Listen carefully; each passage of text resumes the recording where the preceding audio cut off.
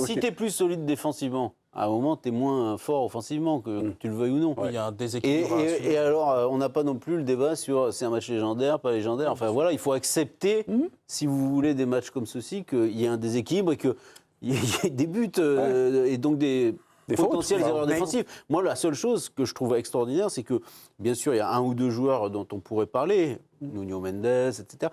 Mais je ne trouve pas qu'il y ait eu beaucoup de joueurs en difficulté. Moi, attention. Je vois beaucoup de grands joueurs ce soir. Après le 5-2, il n'y a qu'une équipe sur le terrain. Oui, bien sûr. Et il y a des joueurs qui ont failli.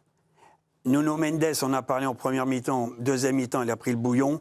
Marquinhos. Pas d'accord. On a moins vu Olysée. Olysée, on l'a pas vu pendant 25 minutes. À un moment donné, il lui a fait la musique, vous ne te rappelez pas. Pendant 25 minutes, enfin, il est tombé par terre pratiquement comme Boateng avec Messi. C'est une action. La première, il a vraiment mangé Messi, ça passe en boucle, il dit qu'il l'a fumé, pas là. Et la deuxième chose, c'est que je te dis, Marquinhos, non, mais Boateng, Messi, on la passe en boucle parce qu'il tombe par terre. C'est très rare de voir. Parce qu'il y a but surtout derrière. Non, mais Mendes, il tombe par terre. Je retiens ça. Ça m'a fait penser à Messi, Boateng en demi-finale de la Ligue des Champions. Mais pour revenir, Marquinhos a beaucoup souffert.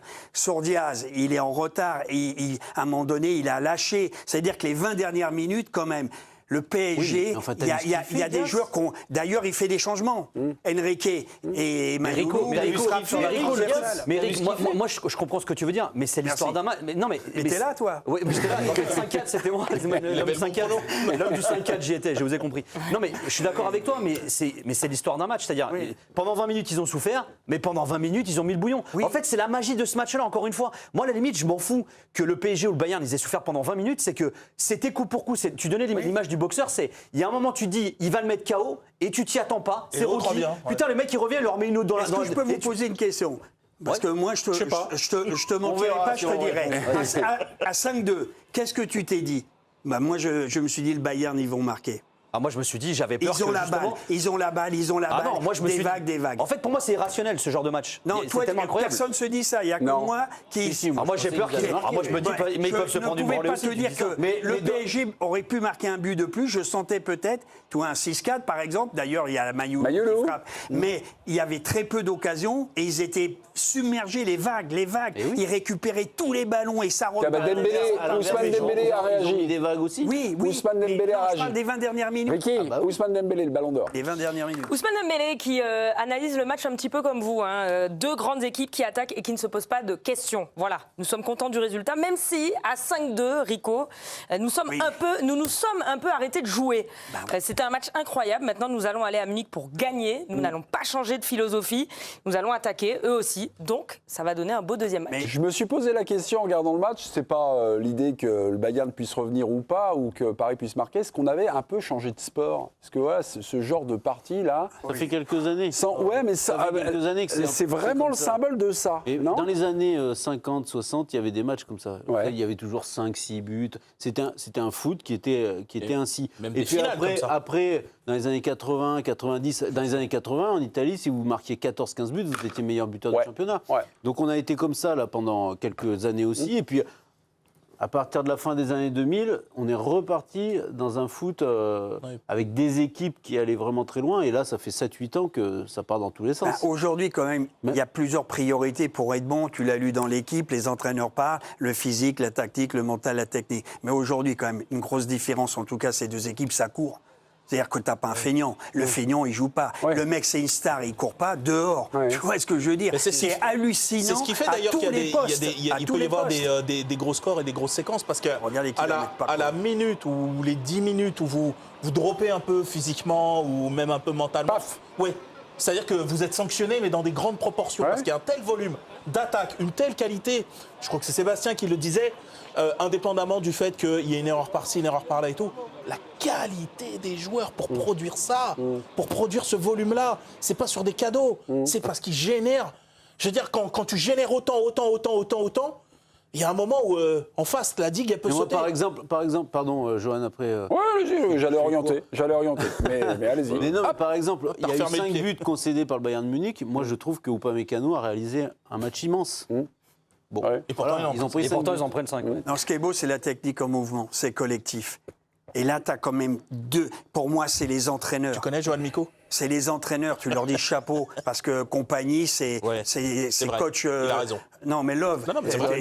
Est-ce qu'on a changé de sport? Oui, Alors, bien cette sûr. tendance est déjà depuis quelques temps. Jomiko. Changer de sport. Est-ce que le vitesse, football, il a changé, en pour course. citer les grands auteurs? Moi, je trouve que le but à l'extérieur a changé beaucoup de choses aussi dans les confrontations comme celle-là. Ouais. C'est-à-dire que l'équipe qui reçoit peut attaquer, marquer des y a buts, moins de en calcul. prendre. C'est moins gênant qu'à une époque où celui qui va à l'extérieur, il joue aussi pour essayer de marquer des buts. Je trouve qu'il y a ça aussi. Il y a ce côté où, tu vois, à l'époque, tu gagnais 1-0 chez toi, les mecs qui recevaient. Fallait pas encaisser. Si t'en prenais un, il fallait en mettre 3 pour passer, quoi. Donc, c'est pas la même histoire. Donc, Oui, mais la limite de et ça. je trouve. Pardon, excuse-moi. Non, Non, mais vas-y, non, mais je rebondis juste exactement là-dessus. Moi, je voulais pas trop parler de ça, mais vas-y. Non, mais alors, tu ouvres des sujets. Non, vas-y, vas-y. Non, mais la limite de ça, je suis d'accord que ça génère des matchs avec un peu moins d'arrière-pensée. Mais mettons que le Bayern revienne à 5-5. C'est comme s'il y avait eu 0-0. Or, pour moi, j'ai pas vu un 0-0. Ah oui. Et tu vois, du coup, c'est-à-dire que l'impact sur le match retour, c'est comme si on démarrait complètement à 0. Or, 5-5, pour moi, aussi, t'as oui. pas réalisé le même match. Ouais. Et là, c'était juste le préambule. Non, c'était pour parler de ça. Et je trouve, tu me posais la question Ouais, là-dessus. Moi, je le pense que football, il a changé. ça a fait alors 7-8 ans, je sais pas trop, mais je vois beaucoup de résultats. Ça fait 2-3 ans que ça a changé, 3 ans. Beaucoup avec tu prends, tu Des fais le renversements de break, situation. tu fais le break, Et ça tu peut reviens à un revenir. but et boum, et ça revient, et boum, et ça revient. Ça fait 3 ans, 4 ans. Qu'il non n'y a plus. Enfin, qu'il n'y a plus. 3 ans.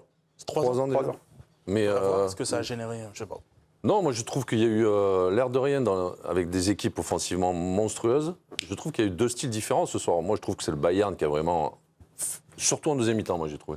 Quand le PSG passe de 3-2 à 5-2, c'est vraiment des buts de contre. quoi. Oui. Alors que le Bayern, et c'est là où le PSG a été fort parce qu'ils ont récupéré des ballons dans des zones où le Bayern était pris. Et ça a joué à la 3000. perfection au niveau de la vitesse, de la justesse technique. Des moments même, pas uniquement partir tous devant, il y en a un qui est resté, ça repartait, ça gérait dans la vitesse. J'ai trouvé ça extraordinaire. Et même, comme disait Eric, à 5-2 pour le PSG, je trouve que c'était dur pour le Bayern. Parce qu'ils se sont pris 2 uppercuts, pam, pam, et ils ont quand même réussi à revenir en continuant à jouer comme ça. Et je pense qu'il y a le PSG à ce moment-là, ou a moins bien récupéré le ballon, ou a moins fait mal, ce qu'a dit Dembélé, justement, je pense. Ils ont moins fait mal au Bayern, ce qui a permis au Bayern de continuer, et finalement de revenir dans ce match et de Mais c'est recoller. là où moi je trouve que Luis 5-4, Enrique, ce qu'il fait, c'est quand même incroyable. Au-delà même de l'aspect résultat, ce que disait tout à l'heure Seb, mais deuxième demi-finale d'affilée pour un club français en Ligue des Champions, c'est inédit, etc. Mais moi, c'est ce qu'il arrive à faire. Troisième, pardon. C'est ce qu'il arrive à faire avec ces joueurs-là. C'est-à-dire que c'est une équipe qui est ultra dominante tous les week-ends, comme le Bayern en championnat. Et quand arrive la Ligue des Champions, c'est-à-dire que quand ils étaient au fond du trou il y a quelques semaines, quelques mois, Luis Enrique, il était tranquille. Vous inquiétez pas. Il sait que le curseur, il le met où il faut, quand il faut. Il sait faire adapter ses joueurs. Quand il demande à ses joueurs d'être polyvalents, comme lui l'était quand il était joueur aussi, de savoir s'adapter, c'est exactement ce qu'ils ont fait ce soir. Le résultat, c'est certainement pas ce qu'il aurait voulu parce que le 5-2 l'aura arrangé, mais te dire, on peut très bien être une équipe qui a 70% de possession de balle, laisser le ballon au Bayern à domicile, assumer, partir en contre et leur faire mal. Moi, je suis toujours un peu sceptique par rapport à ça. C'était voulu ou alors c'est subi? Comment ça? Ils ont de subi jouer la en contre, domination c'est pas du subi. Non, s'ils ont joué en contre, d'habitude, c'est pas totalement, même s'ils sont bons en contre, le Paris Saint-Germain. Est-ce que ce soir, ils ont sont subi, bons dans on va les deux. dire, la maîtrise du Bayern? Non, mais c'est que c'est des caméléons. C'est-à-dire que c'est une équipe qui est capable d'avoir le ballon et qui est capable d'évoluer en contre comme ils l'ont fait. Et puis ils exploitent ce que le Bayern leur offre aussi. C'est-à-dire que le Bayern, par sa structure de football, fait qu'ils sont tellement proactifs avec une ligne de défense tellement haute, etc. Vous êtes en train de me dire que c'est plutôt le Bayern qui a conduit son match. Et Paris s'est adapté. Le Bayern ne défend pas de ce qu'il veut faire. Mais le PSG arrive à s'adapter. Mais après, Luis Enrique, ce qui est fort, c'est que moi, ce que je me souviens de 2015, le Barça de 2015, où tout le monde se rappelle de on dit, très vertical. Tiki-taka. Tiki-taka. Et donc, Simplement. ils avaient ça, ce qu'a le PSG aussi, mais ils avaient aussi la capacité de partir en contre. Mais c'est ce que et dit de très faire bien mal à Abelardo tout le dans monde. l'équipe, hein, Et qui est son pote, là. c'est ce qu'ils peuvent faire aussi. Donc, il a ces équipes-là, ces équipes, quand il les crée, quand il les met, il les module aussi. Mais Abelardo, comme ça, dans l'interview de l'équipe, qui est son ami d'enfance et qui a joué avec lui, etc., il le dit, ce PSG-là, il est plus fort que le Barça qu'il avait en 2015 parce qu'il est plus polyvalent, parce qu'il est, il est polymorphe. Après, c'est un avis. Non, mais c'est un avis tacticien. Peut-être qu'il a oublié, peut-être qu'il a perdu la mémoire. Non, mais ce qui veut il ne dire se rappelle par là, plus trop de cette équipe. En fait, ce qui veut dire par là, je te parle plus du style de jeu. C'est-à-dire qu'il dit, c'est une équipe qui est, on va dire, plus hybride, quoi. C'est pas un style. Moins le PSG. C'est une équipe différente. Moi, je crois pas. Le Barça était. Je crois pas que ce soit voulu. Parce qu'ils étaient capables de jouer et aussi de partir comme ils font eux. Ouais, mais c'était quand même une équipe qui était plus dans la possession. C'était un style plus dans la possession, parce que c'était difficile de rivaliser dans la possession contre eux. Voilà. Mais je pense que quand à un moment donné ils subissaient un peu, ils avaient la capacité de partir en compte très très rapidement. Ouais, c'était plus fixe, c'était moins hybride. Ouais. Sébastien, Eric, Sébastien. Là où je suis en désaccord avec Nicolas, c'est que je ne crois pas que ce soit voulu, et la preuve en est sur l'attitude du Paris Saint-Germain en seconde période. Donc ils arrivent en seconde période, a priori l'entraîneur leur a parlé, et qu'est-ce qu'ils font? Moi j'ai jamais dit que c'était voulu. Ils rejouent. Bah, c'est ce que j'ai dit qu'ils savent s'adapter. Non, c'est pas pareil. Très bien, peu importe. Mais en tout cas, il y a eu un changement après la pause, parce qu'ils ont cherché à faire ces ballons directement en touche, notamment sur les remises en jeu, pour pouvoir effectuer leur pressing. Parce qu'ils ont été embêtés en première période de ne pas pouvoir faire ce pressing avec les relances longues du Bayern. Et donc, ils voulaient absolument retrouver leur jeu comme ça, de pressing à 30 mètres du but, ce qu'ils ne sont pas parvenus à faire. Après, oui, ils s'adaptent totalement, parce que moi, je pense que c'est leur meilleur jeu, mais avec la vitesse à laquelle ils vont. Giovanni, on était parti, on va dire, sur des choix, sur les influences des coachs. Vous, vous avez une autre sensibilité.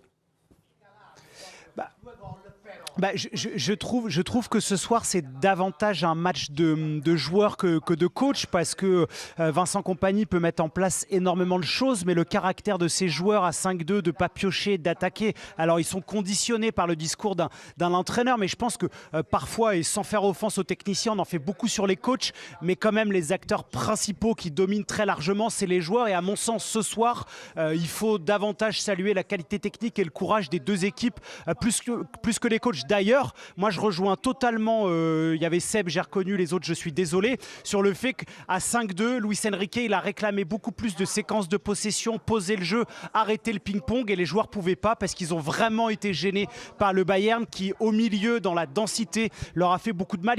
Ils ont pas pu maîtriser la rencontre. D'habitude, ils aiment bien imposer leur tempo. Là, ils ont accepté le ping-pong, mais c'était imposé par les Munichois. Giovanni, forcément, c'est les joueurs qui sont sur le terrain avec le caractère. Mais c'est aussi le coach qui leur transmet ça. Parce que moi, je pense que le coach, à la mi-temps, il leur a dit je veux qu'on impose notre style. Et c'est pour moi ce qu'ils ont réussi à faire. Après, ils ont pris des vagues pendant 10 minutes, un quart d'heure. Et pendant 10 minutes, un quart d'heure, ils se sont fait contrer, ils se sont pris des contres. Mais ils sont quand même restés dans cette philosophie-là pour pouvoir revenir dans le match. C'est la meilleure attaque de l'Europe. Ils le font tout le temps avec une équipe bis. Ils perdent 3-0 à Mayence. Moi, j'ai regardé un peu. Je croyais qu'ils allaient lâcher. Ils gagnent 4-3. Ouais. C'est une machine. C'est-à-dire, bien sûr que ce sont les joueurs. Je rejoins Joe, mais les entraîneurs, combien il y en a quand même qu'ils arrivent à rentrer dans la tête des joueurs et ils les font déjouer. Et quand ils changent de club, le mec, c'est un autre joueur, c'est un autre homme. Et moi, je rejoins Joe et puis c'est qu'à la 63e à 5-2, moi je trouve qu'ils ont marqué un coup athlétiquement. La machine a continué parce que le meilleur jeu collectif, même s'ils sont meilleurs, le PSG sûrement en transition, mais c'est le Bayern qui a le meilleur jeu. Enfin, ça crève les yeux. Et le milieu de terrain quand même, il a baissé de pied parce que quand il est sorti, Zahir, Ruiz est rentré. Moi, il revient. Il y a eu le coup franc, il y a le but ou pas. Non, c'est pas lui, je lui mets pas, mais ils ont baissé. Ouais. Neves avait couru moins, mais les autres, ils conservaient cette qualité de passe, de contrôle à toi, moi. Ils repartaient. Moi, je pense que physiquement. Mais je pense qu'il met Ruiz pour essayer d'avoir un peu plus de contrôle au milieu. Ouais. Oui. Parce qu'il sait qu'avec Zaïre Emery, il aura de la générosité de se projeter. Oui, bravo. Et je pense qu'à 5-2. D'accord, mais est-ce que tu as vu ils ont coulé au milieu. Non, mais 5-2, après, ils prennent le coup franc sur le coup franc de la rentrée de Ruiz. Les 20 dernières minutes. Et 5 minutes après, il y a cette passe. Il y a que le Bayern, à part Mayoulou qui frappe sur la barre. Ils n'ont plus d'occasion. Non, ils n'ont pas réussi à le faire. Qui ? Le PSG. Ils n'ont pas réussi à avoir le contrôle. Et je pense qu'en faisant rentrer Ruiz, c'est ce qu'ils cherchent en fait. Après la 63e minute, il n'y a qu'une équipe sur le terrain. Bien sûr. C'est le Bayern. Pas que la 73e, la deuxième mi-temps. Mais si c'est pas Enrique qui effectivement réussit tout depuis 1 an et demi, donc personne ne peut le critiquer. Mais je pense qu'on allume un peu l'entraîneur. Mais pourquoi ? Parce que Ruiz, je pense que beaucoup de gens auraient reproché à un entraîneur d'avoir voulu profiter des 30 dernières minutes à 5-2 pour donner du temps de jeu à un joueur qui revient. Non, mais moi, je ne pense pas que Luis Enrique, n'importe quel entraîneur... Je ne suis pas en train de te dire ça. Je te dis, je pense que des entraîneurs, autres que Luis Enrique qui a prouvé... Non, mais j'ai compris ce que tu dis. Critiqué. Mais je ne pense pas que n'importe quel autre entraîneur, même Luis Enrique ou n'importe qui d'autre, ils ne font pas rentrer Ruiz pour lui faire du temps de jeu à 5-2 en demi-finale.